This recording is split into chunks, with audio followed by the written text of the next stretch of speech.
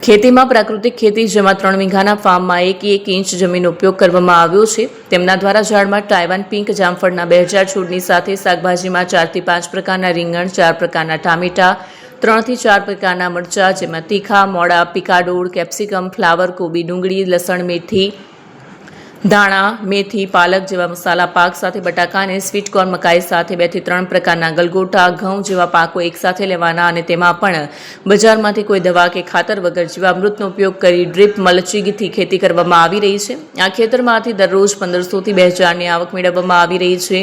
દરરોજ ફૂલ શાકભાજીનું વેચાણ કરવામાં આવી રહ્યું છે। 2 મહિનામાં 1 થી 1.25 લાખની આવક મેળવી એક નવી કેડી કંડાળી જોખમ ઘટાડી આવક વૃદ્ધિની પહેલ આ પ્રગતિશીલ ખેડૂત પ્રવીણભાઈ દ્વારા કરવામાં આવી રહી છે। હું પાછલા 10 વર્ષથી પ્રાકૃતિક ખેતી કરું છું। પ્રાકૃતિક ખેતી એ મારો પોતાનો શોખનો વિષય છે। સુભાષ પાલેકરના શિબિરો ભરી પછી આત્મામાં જોડાયા પછી પ્રાકૃતિક બોર્ડ આવ્યું તો પ્રાકૃતિક બોર્ડમાં CRC અને BRCમાં પણ હું જોઈન્ટ થયેલો છું।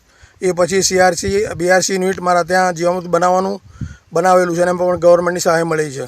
એ સિવાય નાનું નેટ હાઉસ કે જે 504 ચોરસ ફૂટનું એ પણ મેં બનાવેલું છે અને એ બાગાયત ખાતાની સહાયથી બનાવેલું છે અને એમાં હું નર્સરીના પ્લાન્ટ ઉછેરવાનું કરું છું એમાં। અને પ્રાકૃતિક ખેતી મારા પોતાના ખેતરમાં આ ચાલુ સાલે પદ્ધતિ આખી એવી કરેલી છે કે જમીનમાં એક પણ જગ્યાએ ખાલી જમીન ના મળે અને ટોટલી 100% ડ્રીપ અને મલ્ચિંગ છે મારા ત્યાં। અને જામફળનું 2200 છોડનું પ્લાન્ટેશન કરેલું છે મારી પાસે। અને પ્રાકૃતિક ખેતી એ અત્યારની એવી અત્યંત જરૂરિયાત છે કે એ સિવાય ચાલવાનું નથી એમ। અને પ્રાકૃતિક ખેતી જો ખેડૂત નહીં કરે તો આવતા વર્ષોમાં જે કેન્સર અને ડાયાબિટીસના જે રોગો વધતા જાય છે એનું પ્રમાણ એટલું બધું વધશે કે પછી આપણાથી કશું થઈ શકશે નહીં। એટલે ખોરાકમાં ફેરફાર થાય, પ્રાકૃતિક ખાતા થાય અને ખેડૂતો પ્રાકૃતિક કરતા થાય, એ જ અમારો ઉદ્દેશ।